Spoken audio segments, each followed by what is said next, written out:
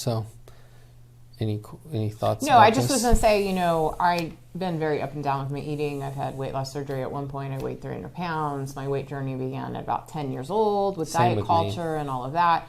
And so, obviously when I had the weight loss surgery, that helped significantly with the food noise. And then over time, it can come back if you haven't integrated or dealt with some things.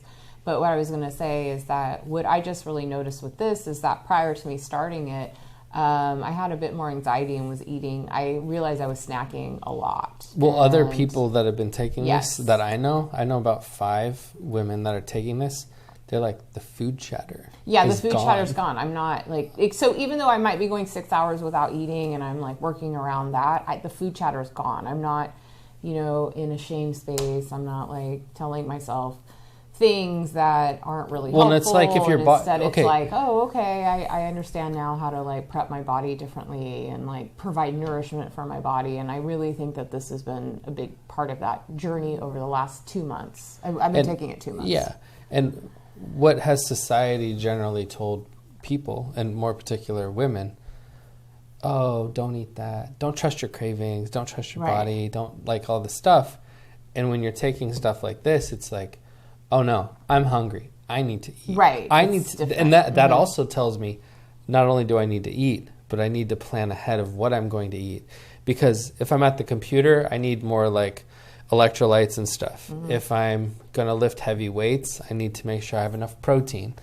You kind of have to match your meal planning for what you're doing physically, emotionally, mentally, and spiritually. Absolutely. If I'm on a ton of calls all day, I need stuff that's moving through light, and usually warmer fluids, soup, things like that.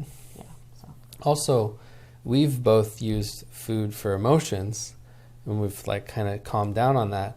We've also used food to help us get grounded after expansive calls and stuff. And so that's a cool trick to go get, a soda and a candy bar, but is that long term what you really want to do?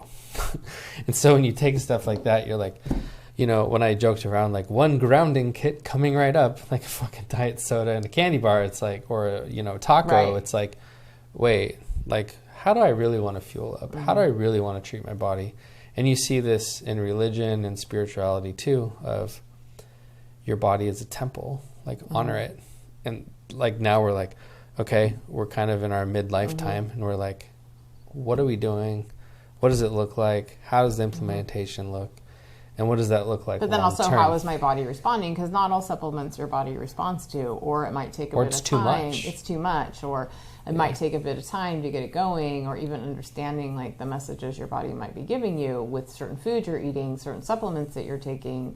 Or it also could be, why aren't they working? Is it a digestion issue? Do we need to which is a hair follicle, do we need to also tap into doing more of a liver detox of some sort, or just, how do you make fungi, all of that. All of that. Any final thoughts on this one? So this is LifeVantage product line. They have lots of other stuff, metabolic stuff, skincare stuff, this and this and that. They even have the Pet Tandem for the dogs.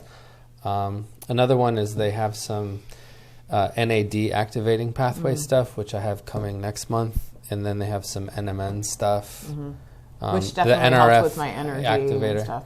Yeah. So some of the ladies in the hair follicle test group, so particularly those in the perimenopause area, have really liked some of those products. Yeah. And there's starting to be more men hanging out in this arena. So guys, join in and come hang with me, because sometimes it's only 3 of us.